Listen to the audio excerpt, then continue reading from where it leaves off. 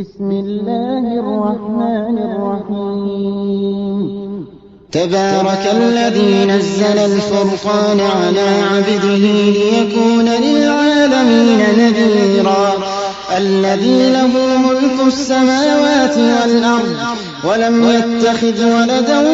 ولم يكن له شريك في الملك وخلق كل شيء فقدره تقديرا واتخذوا من دونه آلهة لا يخلقون شيئا وهم يخلقون ولا يملكون لأنفسهم ضرا ولا نفعا ولا يملكون موتا ولا حياة ولا نشورا وقال الذين كفروا إن هذا إلا إفك افتراه وأعانه عليه قوم آخرون فقد جاءوا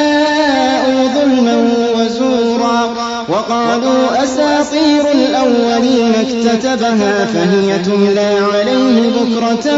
وأصيلا قل أنزله الذي يعلم السر في السماوات والأرض إنه كان غفورا رحيما وقالوا ما لهذا الرسول يأكل الطعام ويمشي في الأسواق لولا أنزل إليه ملك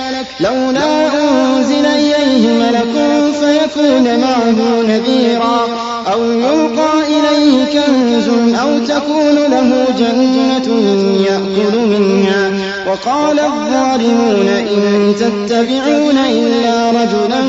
مسحورا انظر كيف ضربوا لك الأمثال فضلوا فلا يستطيعون سبيلا.